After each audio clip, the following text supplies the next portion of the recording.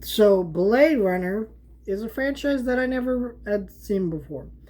And frankly, I feel bad I've never watched this franchise before, and I'll tell you why. First of all, this movie is directed by Ridley Scott. But also, this is a major classic, especially a classic in one of my favorite genres, the sci fi genre. I love sci fi movies and shows. In fact, I like stuff that you probably wouldn't expect a person like me to like, but I have, like I said, I'm a sucker for the sci fi genre. I was probably one of the only people that I remember who saw Ad Astra, that Brad Pitt space movie that no one saw, but I really liked that movie. So, you know, I'm just staying up front. That's my favorite genre of movies. I like that kind of stuff.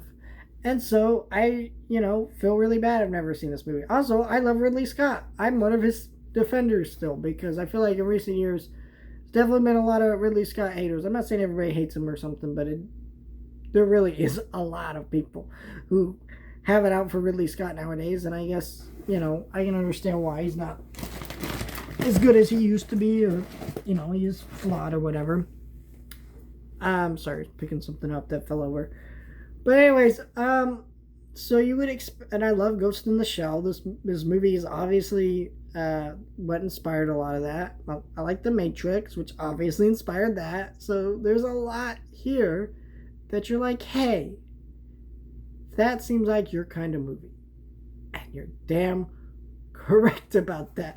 And so when it came to this movie, I was very excited to watch this movie for the first time. But I was also very intimidated for the fact that this is a movie that has, like a lot of people, and I just want to be upfront because, there's probably a lot of people who feel just the same way as me. This movie has multiple cuts, just like Apocalypse Now. I don't even know what all the cuts actually include. I just did a basic, like, little search online. I was like, hey, which cuts did I watch? And 90% of them said that Ridley Scott approved the final cut, so that's the one I should watch. So I said, fuck it, that's the one I'm going to watch, and I'll maybe watch the other ones if someone in the audience says I should. I know the theatrical version is infamous because it has like all this terrible Harrison Ford narration because the studio said like to do that, but the rest of them, I have no idea what they include. So let me know what the difference is, which one you think's the best. This set, this 4K only includes the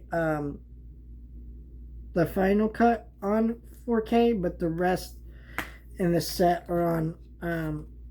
This one's a DV. This one, the final cut is on Blu-ray here, but then you get the. Which one is this? Oh, these are.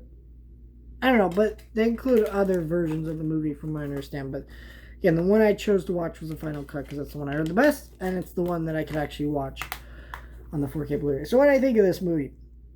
I loved it. And I was very surprised I loved it because this felt like a movie that on first watch I shouldn't love.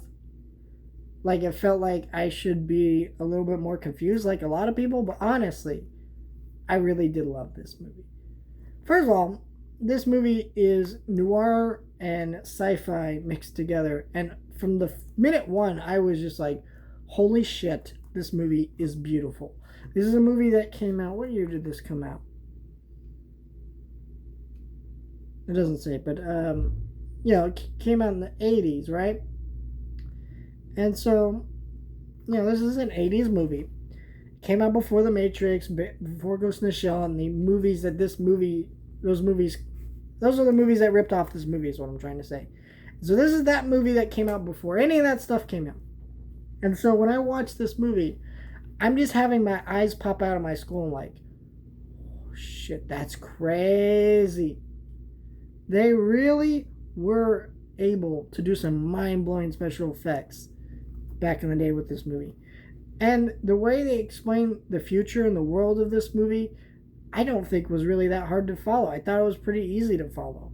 And some of it did make me ask questions, but they're the kind of questions that made me go, yeah, but maybe you get more answers on a second watch. Um, you know, um, and the noir detective vibes and everything going on with Deckard and his character and his past. You're just so fascinated by it. Um, it's so well realized. It just I was memorized by it. Like I couldn't look away from multiple scenes in this movie. I loved it. I really did. This is a great movie. And it blew me away. And so yeah, I really was incredibly shocked by how much I loved this movie, because this movie, I kind of expected this to be like a 2001, where the first time I watched it, I liked it. I saw what it was going for, but then the more I watched it, the more I thought about the movie. I was like, oh shit, this is why this is the classic. But I didn't have that experience with this movie. I instantly got it. I instantly loved it. And I'm excited to watch Blade Runner 2049 because that's the one I've heard is even better. So, yeah, if you haven't seen Blade Runner, let me know your thoughts.